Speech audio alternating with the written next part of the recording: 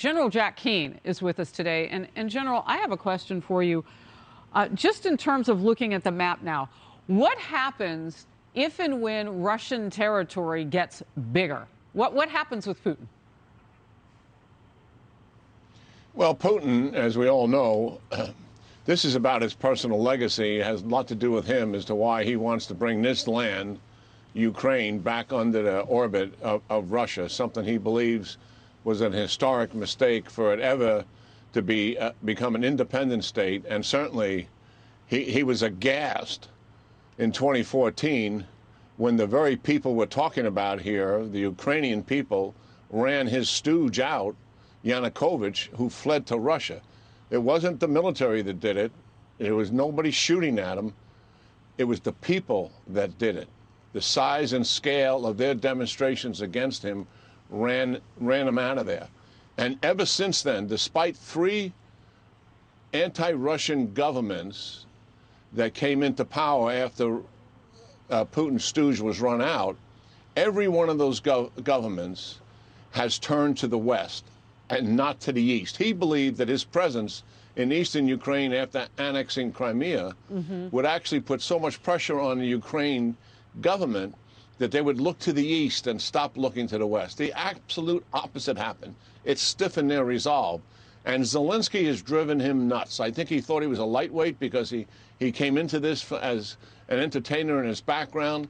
But he's been the toughest of all 3 anti-Russian governments, and he has been the most aggressive in pursuit of relationships with the United States and Europeans. And that has frustrated Putin significantly.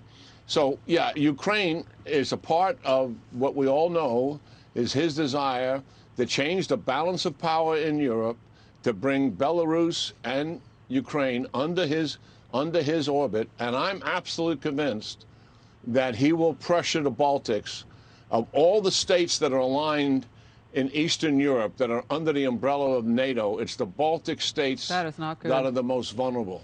That is not and good. I'm not suggesting he's going to attack them, but he is going to put pressure on them.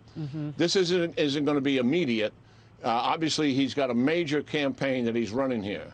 So, and let me just say that Putin has selected the most ambitious and the most complicated military option in conducting this campaign because he is attacking on 4 axes in terms of ground assault, each one of them requiring their own logistics infrastructure, each one of them requiring pre-assault fires to assist them with defending Ukraine military.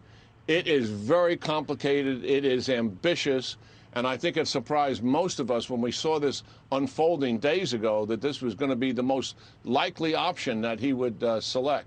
He's also showcasing his military in a way that we did back in Desert Storm. It wasn't the intent, is what the byproduct of it came. And I think he believes that his military is very successful in collapsing this regime quickly and installing a friendly government quickly, that will demonstrate to the world that the professional capability of the Russian military and implied give him actual strength in doing some other things that are in his national interest.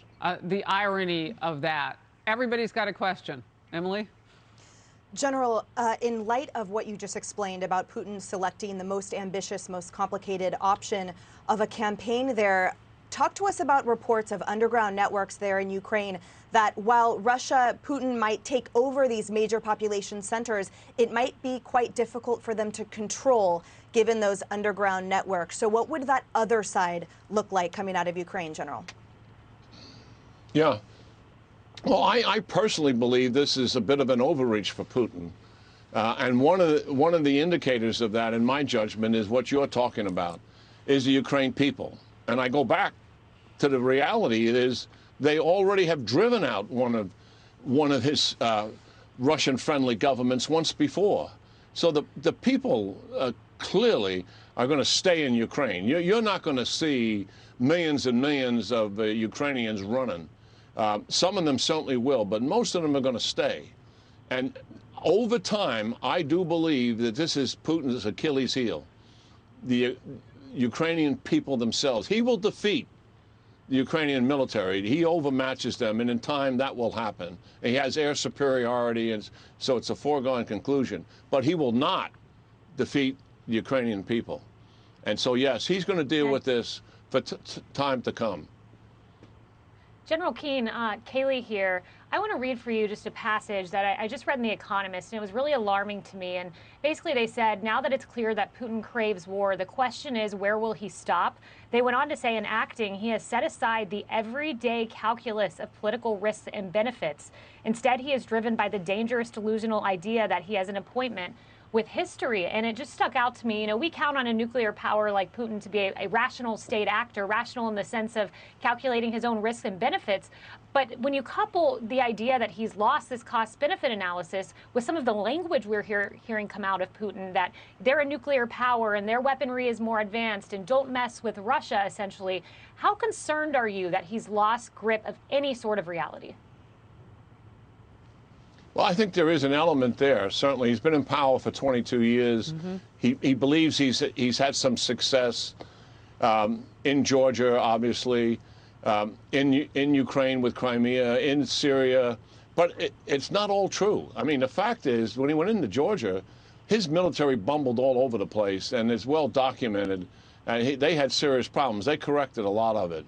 Even in eastern Ukraine in 2014, they wanted to bite off more terrain than what they did. But in their lesson learned after action report that they wrote, they said we relied too much on unconventional forces and hybrid warfare and not enough on conventional forces. You obviously see conventional forces here deployed massively in dealing with this particular operation. And yes, he has had his successes, but he's also had some challenges. And I believe that, look, if this administration finally comes through, there's no amount of sanctions that are going to deter Putin from achieving his military objectives here, his political objectives to install a new government. No amount of sanctions is going to stop that. But in terms of retribution and punishment and hurting his economy and also impacting the people, there's already resistance inside of Russia about this move, because at the end of the day, the Russian people look up and say, we're killing Ukrainian people? Well, I think they're our friends. That's going to be the reaction, despite Putin polluting people's ideas that there's genocide being initiated here by the Ukrainians. While some people will buy into that, most people in Russia are not going to buy into that because they got their own opinions of the Ukrainians themselves. On an international stage, we have an opportunity here internationally to really isolate Putin. And while I don't think he calculates that as being a big deal, but it can have some impact on him going forward. And particularly the thing that he's most sensitive about, it's what President Xi is most sensitive about, his own people, his own people. And there's vulnerabilities here for him if he's overreached, if they get really hammered economically, as they're already suffering because of steep inflation and a poor handling of COVID by the regime. His popularity has diminished as a result of it. So while certainly militarily this all favors Putin, there's no doubt about it, and he'll be successful here, but there are issues facing him as a consequence of this action, to be sure. General Keane, Martha here. You know, I'm listening with fascination to what you're saying, because I've been hearing voices both in the Russian side and the Ukraine side who apparently believed that Putin was at his heart a rational actor. And they are shocked at what they're seeing, that he is willing to kill civilians, that he's willing to surround this country and try to choke it off on three sides. I also listened earlier to Stephen Hadley, who was on America's Newsroom, the former national security advisor, saying that the bottom line is that Putin cannot succeed. We cannot allow Putin to succeed in this mission. So now I'm wondering what we're going to hear from President Biden. What do you think is the most important thing that President Biden needs to say to all of these countries that you talk about that need to show support and need to stand together in this really perilous moment? Yeah, well, he has to take the gloves off here. It's not just in terms of the what sanctions he's going to select, and hopefully they represent the toughest sanctions we can possibly impose on him. But it's also very important the tone he strikes here.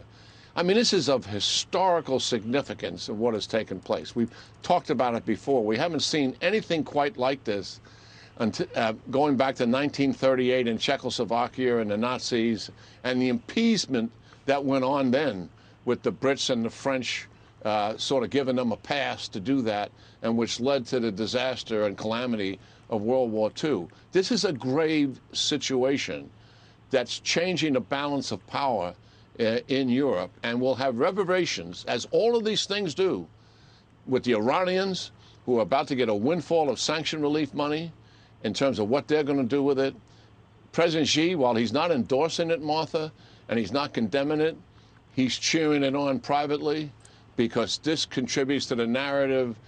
This is an example of the United States is in decline, the West is weak, and it's an incentive for him and his regime, depending on how this turns out, to take advantage of the United States and the West once again. Not in the near term. He's going to be enshrined at the National Party Congress come the fall of this year. But a year or two down the road, he's going to be incentivized if this turns out to be very favorable for Putin in the long run. Did you have a quick follow, Martha? Well, I'm just thinking about the Olympics, and I'm thinking about President Xi and President Putin standing next to each other. There you go.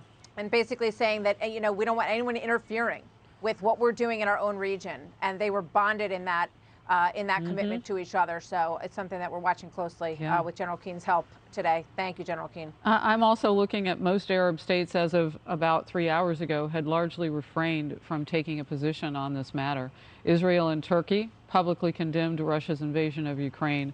Qatar's ruler called Ukrainian President Zelensky yesterday, or earlier today, I should say, time difference, and reportedly said all parties should exercise restraint and resolve through diplomacy. I mean, it is interesting how the rest of the world reacts, but specifically China, as you said, Martha. I'm Steve Doocy. I'm Brian Kilmeade. And I'm Ainsley Earhart. And click here to subscribe to the Fox News YouTube page to catch our hottest interviews and most compelling analysis.